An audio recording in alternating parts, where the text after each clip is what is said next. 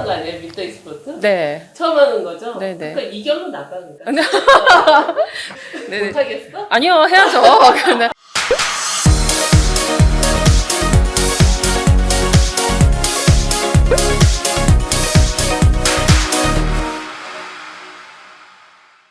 안녕하십니까. 대한중환자의학회 홍보위원 김정민입니다. 오늘은 미터 엑스퍼트 5번째 만남으로 대한중환자재활학회 회장님이신 홍성경 교수님을 모셨습니다. 교수님 안녕하세요. 네, 안녕하십니까. 네, 뉴스레서를 위해서 이제 귀한 시간 내주셔서 감사합니다. 우선 대한중환자학회 회원분들께 교수님 소개 부탁드립니다. 네, 저는 서울 아산병원 중환자 외상외과에서 일하고 있고 지금 분과장이고요. 학회에서는 저희가 기획이사, 그다음에 중환자 재활학회 회장, 그리고 아산병원에서는 중환자실 실장을 맡고 있습니다. 아산병원 얘기 좀 더 해주세요. 아산병원은 전체 한 2,700병상이 일반 병상이 있고요. 중환자실은 총 221병상이 있습니다. 그래서 지금 증축하고 있는 30병상 해서 한 250병상 정도 만들 예정이고, 아산병원은 뭐 아시다시피 고윤석 쌤이나 임채만 선생님들 이전에 그 학회 전임 회장님들께서 지금 중환자실 실장을 역대로 맡으셨고, 저희는 이제 국내 최초로 각 중환자실마다 각 진료과 선생님들이 각 책임의사, 각 ICU의 실장을 담당하고 있어서 그 전문가에 맞는 그런 중환자실 진료를 진행을 하고 있습니다. 대한중환자재활의학회 학회 회장직을 맡고 계신 줄로 압니다. 우선 대한중환자재활학회 소개도 부탁드립니다. 네, 대한중환자재활학회는 2017년도에 저희가 집단회로 시작을 했습니다. 이제 중환자 재활을 하는 병원들끼리 모여서 아름아름 했다가 2020년도에 대한중환자의학회 산하학회로 돼서 지금 학회 활동을 하고 있고요. 지금 회원은 한 270명 정도 됩니다. 그중에 의사 직종이 한 100여 명, 거기 의사 직종에는 중환자 의학을 하는 각과의 진료과 선생님들, 그다음에 재활의학과 선생님이 들어가 있고, 그다음에 간호사분들도 한 80여 명, 그다음에 물리치료사 및 재활치료사 한 70여 분 돼 있어서 벌써 저희가 역사는 길진 않은데 아시아 퍼시픽 컨퍼런스 오브 얼리 모빌라이제이션 학회를 2번 개최한 적이 있습니다. 초대 회장이 서지영 회장님이셨고 제가 지금 2대를 맡고 있는데 여러 회원들이 굉장히 열정적으로 해주셔서 역사에 비해서는 굉장히 많은 발전을 이뤘다고 생각합니다. 이 자리를 빌어서 회원 여러분들께 아직도 진심으로 감사드립니다. 설명 감사합니다. 학회의 미션과 비전이 또 핵심 가치가 어떻게 되는지 또 사실 제일 궁금한 것은 대한중환자의학회와 어떤 공동의 목표를 가지고 이제 활동하시는지 또 추가로 설명 좀 부탁드립니다.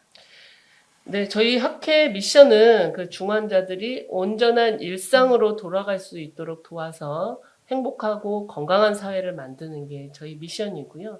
거기에 따른 비전은 뭐 최적의 안전한 중환자 재활을 시행하는 것, 그다음에 표준화 치료를 만드는 것들, 그다음에 이제 중환자 재활을 이끌고 갈 글로벌 인재를 양성하는 것 이런 것들로 되어 있고요.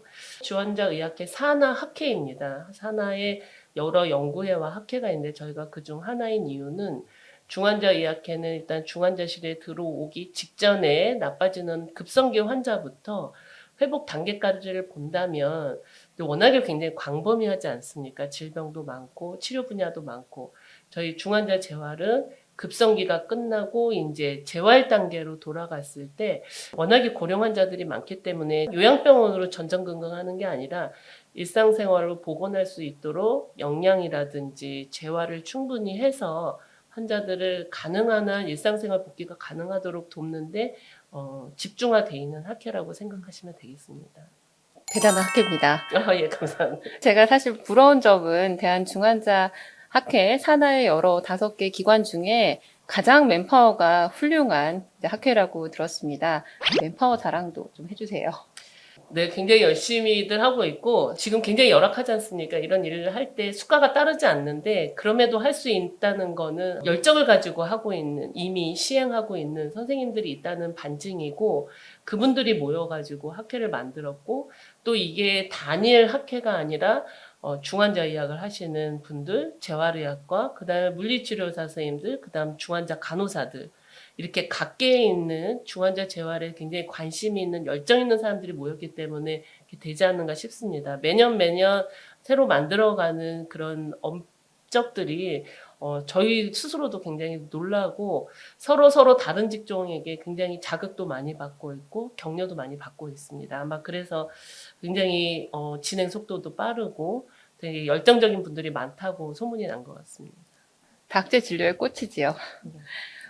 그러나 사실은 실제로는 수가가 없기 때문에 굉장히 어려우신 줄로 압니다. 국내 중환자 재활 프로그램을 도입한 병원들은 어느 곳이 있으며 사실 이 병원들의 최대 고충이 수가 외에 또 뭐가 있을지 좀 나눠주시기 바랍니다. 재활 프로그램을 도입했다 하면 그게 굉장히 비체계적으로 이루어졌죠.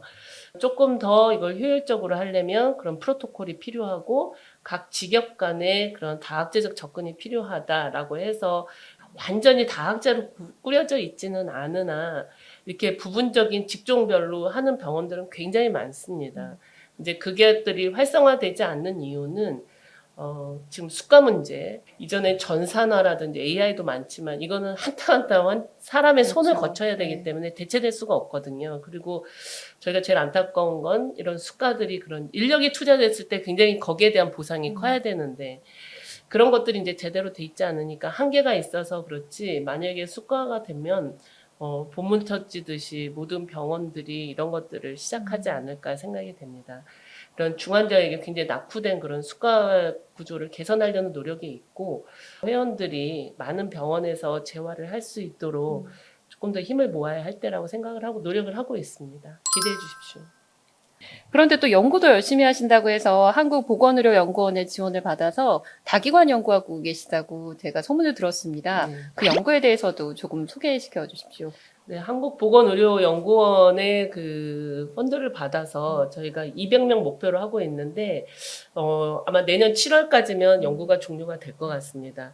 이게 결과도 굉장히 중요하긴 하지만, 결과보다는 이런 한 4, 5년간의 과정을 거쳐서 지금 연구에 들어왔던 충남대병원, 전북대병원, 부산대병원, 서울아산병원, 삼성서울병원이 조금 더 인프라를 구축할 수 있는데 도움이 됐던 것도 사실은 큰 도움 중에 하나이고요. 중환자 재활이라는 거는 환자 생존에는 그렇게 영향을 미치는 건 아닙니다. 하지만 아까 말씀드린 대로 재원 일수를 낮추고 환자가 회복해서 갔을 때 좀 더 본인 스스로 몸을 가누고 갈 수 있는 그게 굉장히 중요하거든요. 그냥 집에 환자가 한 명 덜컥 생기면 그렇죠. 그 환자를 간호하는 데 필요한 보호자 인력이라든지 그게 안 되면 필요한 비용들이 있지 않습니까? 그런 부분들을 줄이는 거라서 아웃컴이 뭐 이렇게 생존에 큰 영향을 미치진 않겠지만 여러 가지 다면적으로 분석을 해서 긍정적인 결과가 나오도록 노력을 하고 있습니다. 연구 효과가 또 입증이 되면 수가를 받는데 더 도움이 될 거라고 생각이 됩니다. 중환자 외상외과에 어떻게 관심을 가지시고 여자사로서는 중환자하기 쉽지 않거든요. 어떻게 시작하시게 됐는지 좀 여쭤봅니다.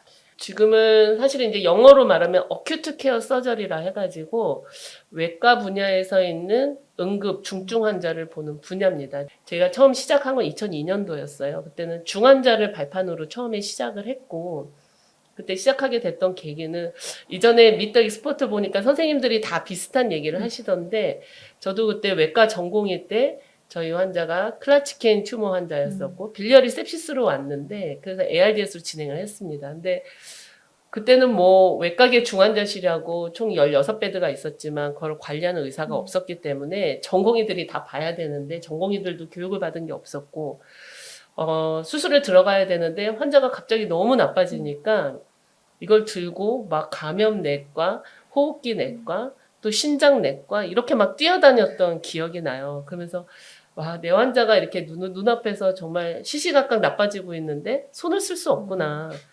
그래서 이제 그런 게 필요하다는 생각을 하고 전공의 때 관심이 좀 많긴 했었습니다. 근데 제가 전공의 졸업할 때 그때 이제 간이식 외과랑 중환자약 두 군데에서 저한테 기회가 돼서 이게 처음 시작하는 거지만 한번 해보자 해서 시작이 됐던 게 계기였습니다.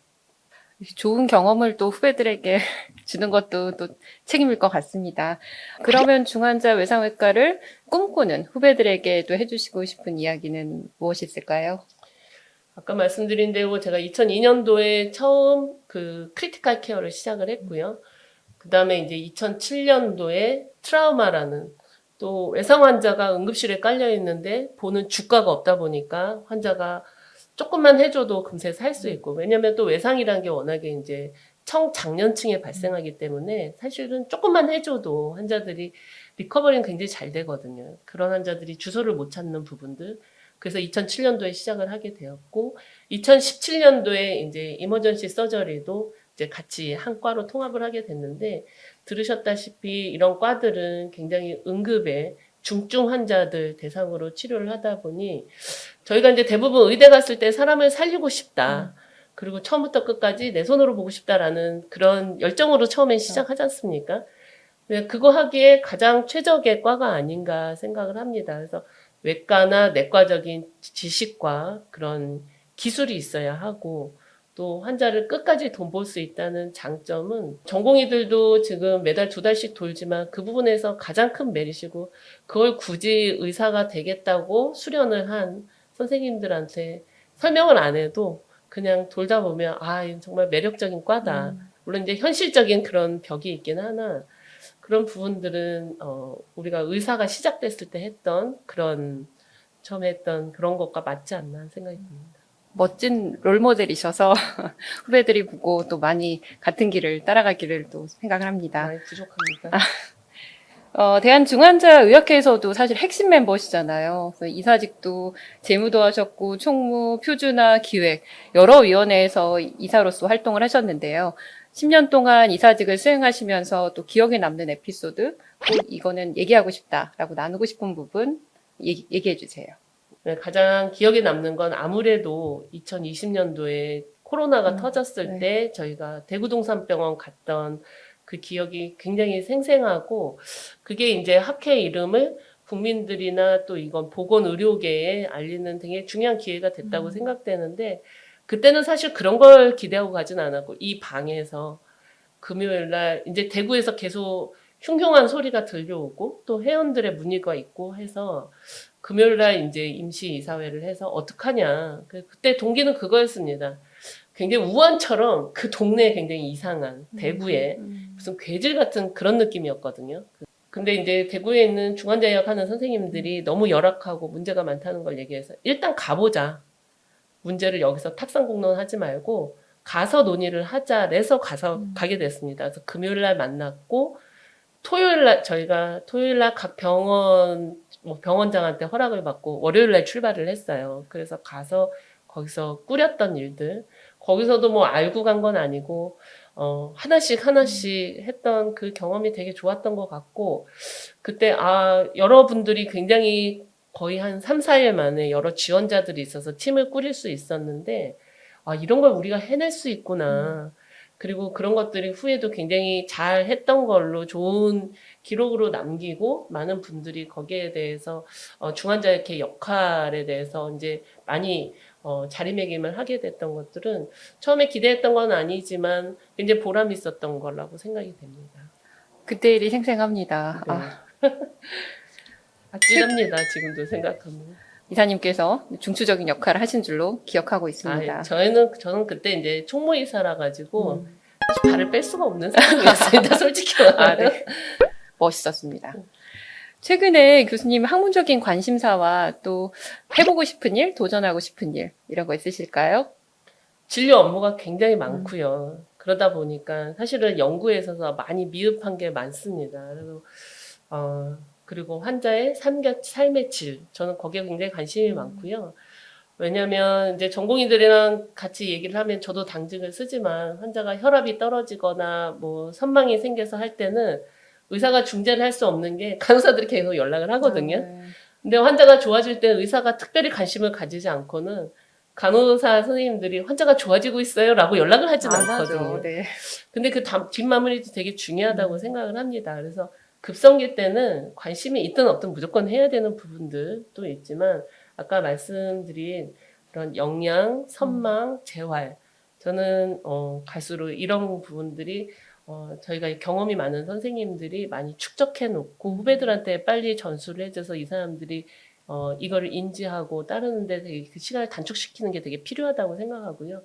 저는 그쪽으로 지금 중환자 재활 회장을 하기도 있지만 조금 더 환자 삶으로 회복이 급성기 이후부터 급성기가 해결되면 조금 빨리 단축되는 쪽으로 저는 관심이 많습니다. 그래서 거기에서 조금 더 연구를 해보고 좀 역량을 집중해볼까 생각을 하고 있습니다. 사실 이렇게 많은 일을 하시는데 많이 힘드실 것 같습니다. 체력을 지키기 위한 무슨 비법이 있으신지 나눠주십시오. 잘 놀 줄 아는 사람이 잘 공부도 하고 일도 하고 좀 분리를 가능한 하려고 그러고요. 저희 전공이나 저희 펠로우 선생님들, 주니어 스태프들한테 반드시 운동을 해라라고 얘기를 하는데 네. 당장 시간을 이렇게 조금 더 써서 일하는 것도 중요하지만 조금 더 장기적으로 보면 그 시간을 쪼개서 운동하는 게 굉장히 중요하다고 생각을 하고 저는 아침에 매일 이제 개에 끌려서 산책을 꼭 하고 있고 그리고 뭐 멀리까지 나가긴 좀 힘들지만 그래도 짬짬이 하루라도 시간이 되면 등산이나 자전거 네. 이런 거를 많이 즐기고 있습니다. 역시 아이언맨은 비결이 있었네요. 아니 그렇지 않습니다. 할머니입니다. 아닙니다. 혹시 병원에서 불리는 교수님의 애칭 혹은 별명이 있으신지요? 전 홍언니? 홍언니? 네. 친근합니다. 네. 전공의들 부르는 건 홍언니. 그리고 홍언니. 이제 저는 제가 자칭할 땐 마기 할머니. 이렇게 얘기를 하고 있어요. 네. 마기 할머니보다는 홍언니가 맞을 것 같습니다. 저희 학회 유튜브에서도 3가지 아시죠? 구독, 좋아요, 댓글. 이거 예. 저희 홍보하면서 그리고 이제 이 방송을 보고 계시는 여러 학회 위원님들도 또 회원분들도 이런 학회 유튜브를 또 많이 또 찾아주시길 바랍니다. 이상으로 미터 엑스퍼트 5번째 만남 홍석현 교수님과의 인터뷰 마치겠습니다. 감사합니다. 조태꿀!